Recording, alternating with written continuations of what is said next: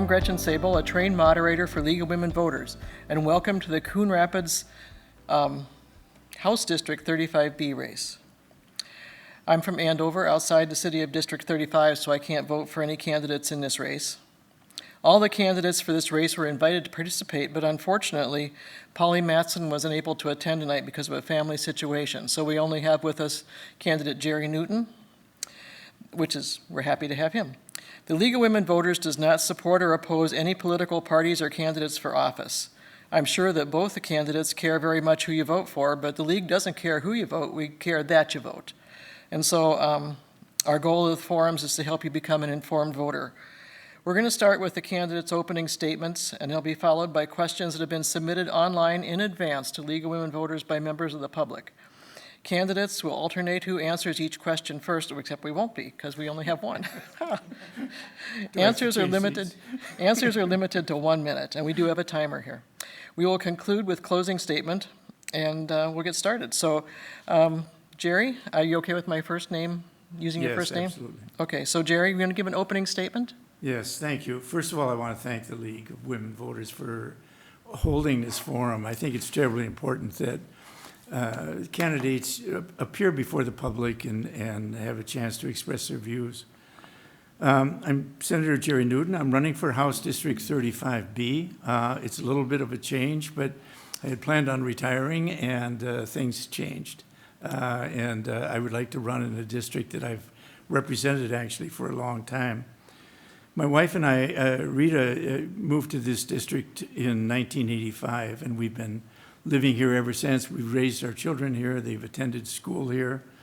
Rita's been active at the Anoka Ramsey Community College, where she teaches French and German. And following my retirement from the Army, I bought businesses in Blaine and Coon Rapids, the Blaine Dairy Store and the Liberty Park Store in Coon Rapids, and have operated them. I've been an elected official in Coon Rapids on the city council, the school board, and now the legislature, and hope to continue. Okay, thank you. I'd like to also ask you about your qualifications and experience. You started a little bit on experience. What are your qualifications? Qualifications, first of all, I had 23 years in the military, so I was a military leader. I'm a retired command sergeant major. I've had experience leading people and directing programs. I have also had teaching experience. I'm a graduate of the University of Boston University, Political Science Department, and I teach political science. I've taught for University of Maryland, University of Minnesota, and Anoka Ramsey. I've been a community leader, a businessman in the community, youth sports coach, school board member, and a council member. Thank you. Now we have a series of questions. Like I said, they were submitted by the public through our website, which is how we do it now. And we'll start off with a topic that's very much in the news. Would you vote in favor of a constitutional amendment banning abortion in Minnesota? If so, would you allow for exceptions in the case of rape or incest? No, I would not vote for it. Okay. The timer gets a break on that one. Yeah. The next question.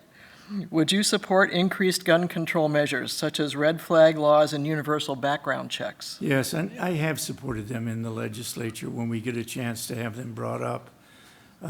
In addition to that, I think we have to make sure that we get weapons that are designed for war out of the hands of people as well. Thank you. We're going to look now at school curriculum and the legislature. What should be the legislature's role, if any, in determining school curriculum, and what is taught in classrooms throughout the state? Well, schools are run by school boards, and the legislature should have a very limited role in terms of determining anything about curriculum.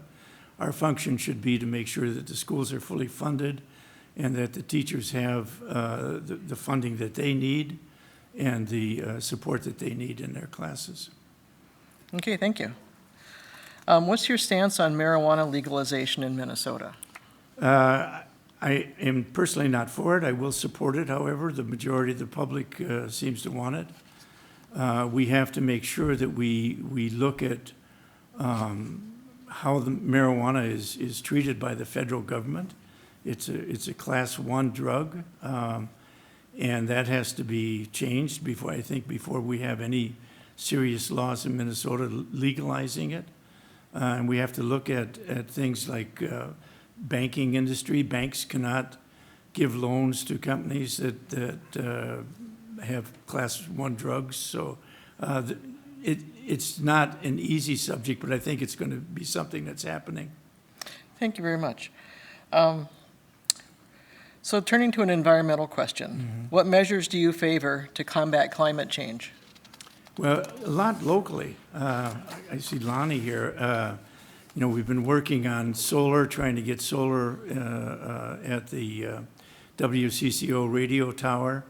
I personally have been working on getting hydroelectric power back into the Coon Rapids Dam.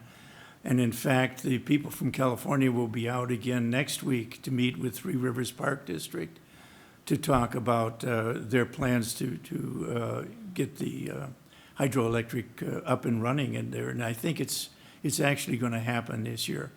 In addition to that, we have to look at things like solar on schools. It's a state program to make sure that our schools apply for it and that they get the solar panels. Thank you. Okay, thank you. Time for a money question. What should be Minnesota's spending priorities in the next biennium? Yeah, I had written some of those down. One is addressing climate change. My bill to eliminate state taxes on Social Security, fully funding K-12 education, reversing the ratio on higher education funding. State law says that 2/3 of the funding for education should be paid for by the state, when in fact it's just the reverse. The state is only paying 1/3, and the students are picking up the balance, the 2/3 balance. That should be get back. We need additional funding for mental health, and for I'd like to see mental health and dental health as part of a universal health care program. Thank you very much.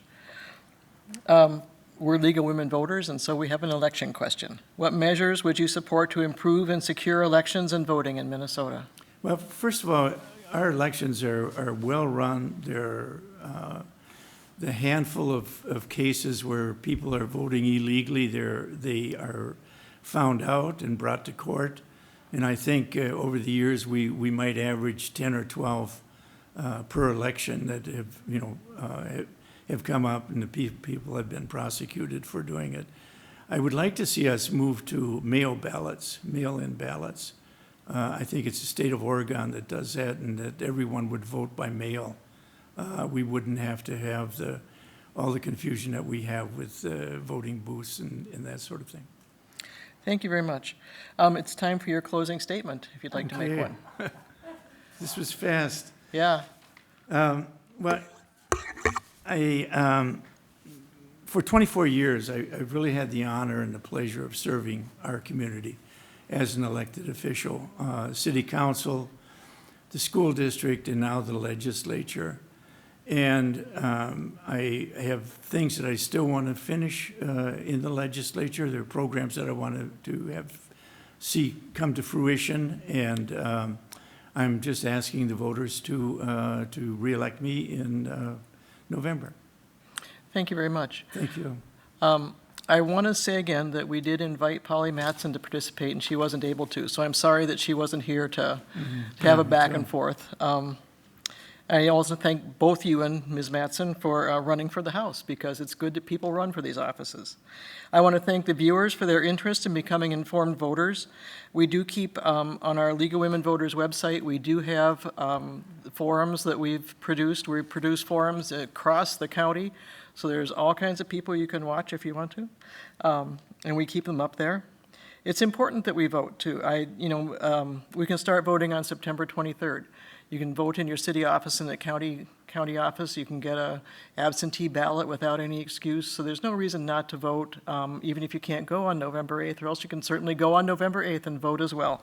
So thank you very much, and happy voting. Thank you.